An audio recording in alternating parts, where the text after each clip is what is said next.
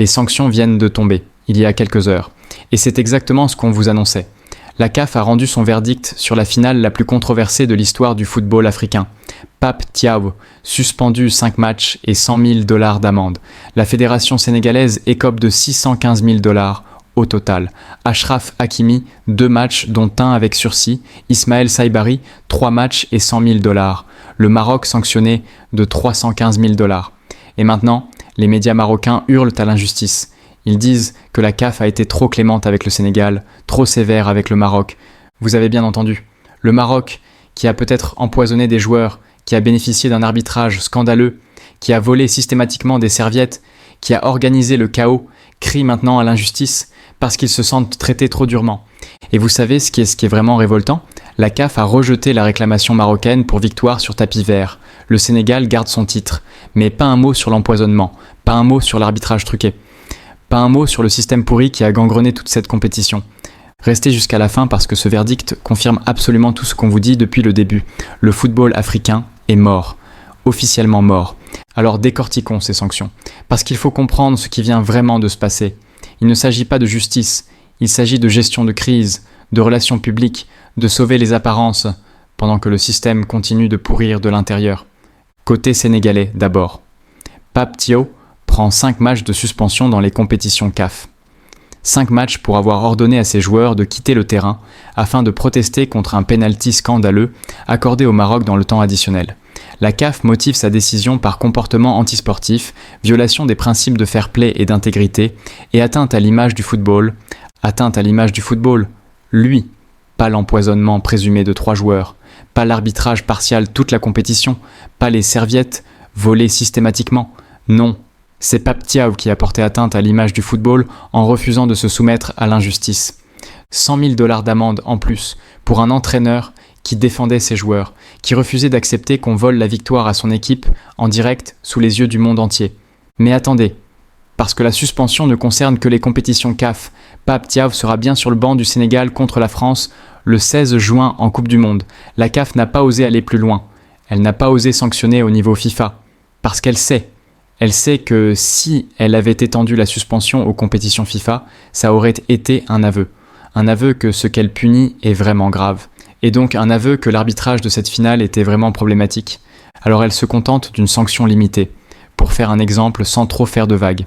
Iliman Ndiaye et Ismaïla Sarr prennent chacun 2 matchs de suspension pour comportement antisportif envers l'arbitre. 2 matchs. Pour avoir contesté des décisions qui ont changé le cours d'une finale continentale. Et maintenant, les amendes collectives. La fédération sénégalaise doit payer 615 000 $ au total. Décomposons. 300 000 $ pour le comportement des supporters. 300 000 $ pour le comportement antisportif des joueurs et du staff. 15 000 $ pour accumulation de cartons. 615 000 $. Pour une fédération africaine, c'est colossal. Pour mettre ça en perspective, la prime de vainqueur de la CAN est de 10 millions de $. Mais après les amendes, après les coûts de l'organisation, le Sénégal ne va pas toucher grand-chose. Vous gagnez la compétition, vous êtes champion d'Afrique, mais financièrement, vous sortez à peine bénéficiaire, peut-être même perdant selon certaines sources. L'ironie est totale. Mais maintenant, passons aux sanctions marocaines. Et là, accrochez-vous, parce que les médias marocains sont en ébullition.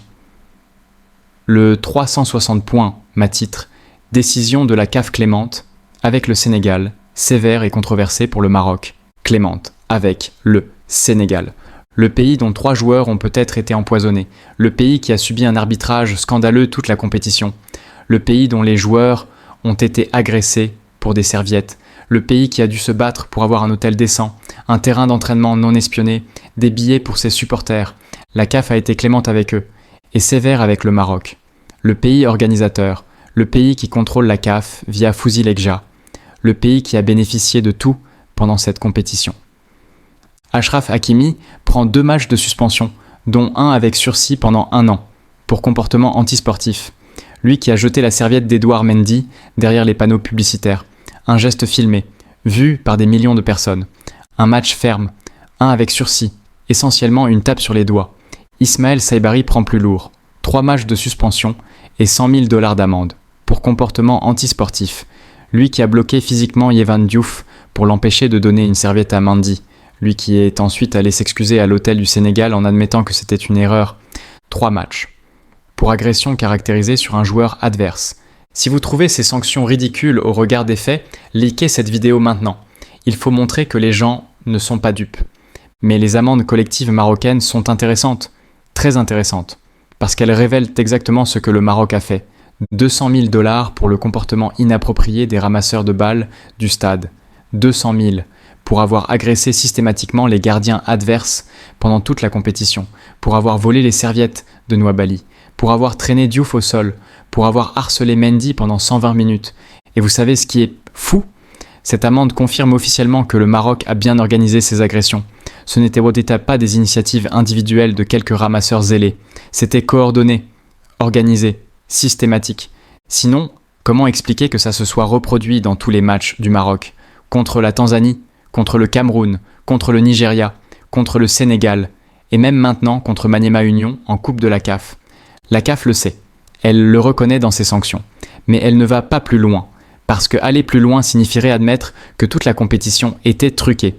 100 000 $ supplémentaires pour le comportement inapproprié des joueurs et de l'encadrement technique ayant envahi la zone d'examen de la VAR et entravé le travail de l'arbitre. Entravé. Le travail de l'arbitre. Vous comprenez ce que ça veut dire ?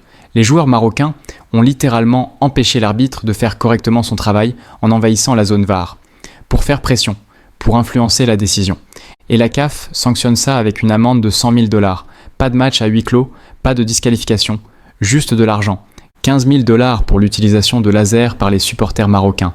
Les mêmes lasers qui ont aveuglé les gardiens adverses pendant toute la compétition. Les mêmes lasers qu'on voit sur toutes les vidéos. Pointés directement dans les yeux des portiers au moment des tirs au but. 15 000 $. Le prix d'une voiture d'occasion. Au total, la fédération marocaine doit payer 315 000 $, contre 615 000 pour le Sénégal. Le Sénégal paie presque le double du Maroc, alors qu'ils sont les victimes. Alors qu'ils ont subi l'empoisonnement, l'arbitrage truqué, les agressions, tout. Mais les médias marocains trouvent ça injuste. Ils trouvent une offense que le Maroc est traité trop durement. Et vous savez ce qui est révélateur ? Le 360 points m'a écrit. Où est passée la qualification juridique du retrait de l'équipe sénégalaise et de l'interruption du match ? En clair, le Sénégal est sanctionné pour des comportements périphériques, mais pas pour l'acte fondateur du chaos, la sortie des joueurs, l'arrêt du match. Vous comprenez ce qu'ils disent ? Ils voulaient emmener que la CAF applique l'article 82 du règlement. Cet article qui prévoit une défaite 3-0 sur tapis vert pour toute équipe qui quitte le terrain sans autorisation de l'arbitre. Ils voulaient que le titre soit retiré au Sénégal, que le Maroc soit déclaré champion, 50 ans après leur dernier titre, sur tapis vert, sans avoir gagné sur le terrain. Partagez cette vidéo dans tous vos groupes maintenant. Il faut que le monde entier voit jusqu'où va l'arrogance marocaine. Mais la CAF a rejeté la réclamation, purement et simplement. Le jury disciplinaire de la CAF a rejeté la réclamation introduite par la FRMF, relative à des violations alléguées par la FSF des articles 82 et 84 du règlement de la CAN, en lien avec la finale. Rejeté. Pas d'ambiguïté, le Sénégal garde son titre. Le match ne sera pas rejoué, il n'y aura pas de victoire sur tapis vert. Et techniquement, la CAF a raison, parce que le match est allé à son terme. L'arbitre n'a jamais sifflé la fin anticipée. Les joueurs sénégalais sont revenus. Sadio Mané est resté sur le terrain tout le temps. Techniquement, toute l'équipe n'a pas quitté. Alors juridiquement, l'article 82 ne s'applique pas strictement. Mais ça n'empêche pas les médias marocains de hurler à l'injustice, de parler de clémence scandaleuse, de traitement de faveur. Le Maroc, qui contrôle la CAF, qui place Fouzi Lekja comme vice-président, qui manipule les commissions, qui organise toutes les magouilles, crie au traitement de faveur quand les choses ne vont pas exactement comme ils veulent. L'audace est incroyable. Mais maintenant, parlons de ce que ces sanctions ne disent pas. Parce que c'est là que le vrai scandale se trouve. Aucune sanction pour l'empoisonnement présumé, aucune enquête mentionnée, aucune référence aux 3 joueurs hospitalisés avec des symptômes neurologiques identiques, aux rapports médicaux qui existent, aux témoignages d'Ismail Jacobs qui parle ouvertement d'empoisonnement. Rien. Le silence absolu. Comme si ça n'avait jamais existé. Comme si Crépin Diatta n'avait pas fait 4 malaises. Comme si Niang et Sarr n'avaient pas été hospitalisés au CHU Mohamed VI. La CAF a décidé d'ignorer complètement cet aspect, parce que l'admettre serait catastrophique. Pour le Maroc, pour la CAF, pour le Mondial 2030. Alors on fait comme si de rien n'était. Aucune sanction non plus pour l'arbitrage scandaleux, aucune mention de Jean-Jacques Ndalan Gambo, l'arbitre de la finale qui a accordé un penalty litigieux dans le temps additionnel. Aucune référence au fait que son identité n'a été communiquée que la veille, empêchant toute procédure de récusation. Aucune investigation sur pourquoi 6 fédérations ont déposé des recours contre l'arbitrage pendant cette CAN. Algérie, Égypte, Nigeria, Cameroun, Tanzanie, Sénégal. 6 équipes qui toutes se plaignent du même arbitrage pro-marocain. La CAF ignore, parce que reconnaître un problème d'arbitrage signifierait remettre en question toute la compétition, remettre en question tous les résultats du Maroc, remettre en question l'intégrité de la CAF elle-même. Trop risqué. Alors on punit les joueurs qui ont protesté, mais jamais les arbitres qui ont causé les protestations. Abonnez-vous maintenant si ce n'est pas fait. Activez la cloche, parce qu'on va continuer à dénoncer ce système jusqu'à ce qu'il s'effondre. Et les serviettes ? Olivier Safari, président de la commission des arbitres, a déclaré il y a quelques jours que les serviettes ne sont pas un équipement et qu'elles doivent être retirées si le gardien influence le jeu. Une déclaration qui légitimait officiellement les vols, qui blâmait les victimes au lieu des agresseurs. Et maintenant, les sanctions tombent. 200 000 $ pour le comportement inapproprié des ramasseurs de balles, ce qui confirme que oui, le comportement était inapproprié. Que oui, c'était répréhensible. Mais Safari a dit le contraire. Il a dit que c'était normal, que c'était justifié. Alors qui a raison ? Le président de la commission des arbitres ou le jury disciplinaire ? La vérité, c'est qu'ils disent tous les deux ce qui les arrange au moment où ça les arrange. Safari a dit que les serviettes devaient être retirées pour calmer l'opinion publique marocaine, pour préparer le terrain à des sanctions légères contre le Maroc. Et maintenant, le jury disciplinaire sanctionne quand même, parce qu'il faut montrer qu'on fait quelque chose, qu'on ne laisse pas tout passer. Mais les sanctions sont ridicules. 200 000 $ pour des agressions systématiques sur plusieurs matchs, répartis entre la demi-finale contre le Nigeria, la finale contre le Sénégal et tous les autres matchs où ça s'est produit. Si on ramène ça par incident, c'est quelques milliers de dollars par agression. Le prix d'un costume. Et Hakimi, un match ferme, un avec sursis. Il sera disponible pour les prochains matchs importants. Il pourra jouer normalement. Sa carrière n'est pas affectée, alors qu'il a commis une faute qui, dans n'importe quelle autre compétition, aurait entraîné une sanction bien plus lourde. Imaginez si c'était arrivé en Ligue des Champions. Un joueur qui vole le matériel d'un adversaire en plein match, qui le jette hors du terrain. Les médias européens auraient massacré ce joueur. L'UEFA aurait sanctionné sévèrement. Le club aurait probablement pris des mesures internes. Mais en Afrique, un match avec sursis suffit. Parce que c'est l'Afrique. Les standards ne sont pas les mêmes. Et c'est exactement ça qui tue le football africain. Cette acceptation de la médiocrité, cette normalisation de comportements qui seraient inacceptables partout ailleurs. Maintenant, parlons des réactions, parce que c'est là que ça devient vraiment intéressant. Le Sénégal était relativement silencieux. Abdoulaye Fall n'a pas encore réagi publiquement. La fédération sénégalaise a publié un communiqué sobre, annonçant qu'elle prenait acte des décisions et qu'elle étudiait toutes les options, y compris un appel au tribunal arbitral du sport. Un appel est possible, probable même, parce que les Sénégalais considèrent que les sanctions sont disproportionnées par rapport au fait que Pape Thiaw n'a fait que défendre ses joueurs contre une injustice flagrante. Et juridiquement, ils ont des arguments. L'article 82 parle de retrait définitif, or les joueurs sont revenus. Le match s'est terminé. Il n'y a pas eu d'abandon caractérisé. Alors pourquoi sanctionner comme s'il y avait eu abandon ? Le TAS pourrait effectivement réduire les sanctions, ou les annuler complètement, ce qui embarrasserait encore plus la CAF. Mais du côté marocain, la réaction est explosive. Les médias marocains parlent d'un verdict clément pour le Sénégal, d'une injustice, d'un traitement de faveur. Le 360e écrit que les sanctions marocaines sont sévères et controversées, que le comportement des ramasseurs de balles ne méritait pas 200 000 $ d'amende, que Saibari est trop durement puni pour un simple geste. Un simple geste. Bloquer physiquement un joueur pour l'empêcher de donner une serviette à son coéquipier. Un simple geste. Et ils osent parler d'injustice, partager massivement. Commentez ce que vous pensez. Dites-nous si vous êtes choqué par cette hypocrisie. Mais il y a quelque chose de plus profond qui se passe ici. Quelque chose que les médias marocains révèlent sans le vouloir. Ils pensaient d'y gagner. Vraiment. Ils pensaient que la CAF allait retirer le titre au Sénégal, leur donner la victoire sur tapis vert, leur offrir leur premier titre depuis 1976 sans même avoir gagné sur le terrain. Parce qu'ils contrôlent la CAF, parce que Fouzi Lekja est vice-président, parce qu'ils ont organisé toute la compétition, parce qu'ils ont tout manipulé depuis le début. Alors quand la CAF rejette leurs réclamations, c'est un choc. Un vrai choc. Comment ose-t-il ? Comment la CAF ose-t-elle rejeter la demande du Maroc ? Et maintenant, ils crient à l'injustice, parce que dans leur esprit, ils méritaient de gagner. Ils méritaient ce titre. Ils ont tout fait pour, ils ont tout mis en place. L'arbitrage favorable, les conditions dégradantes pour les adversaires, les serviettes volées, l'espionnage sur les terrains d'entraînement, peut-être même l'empoisonnement.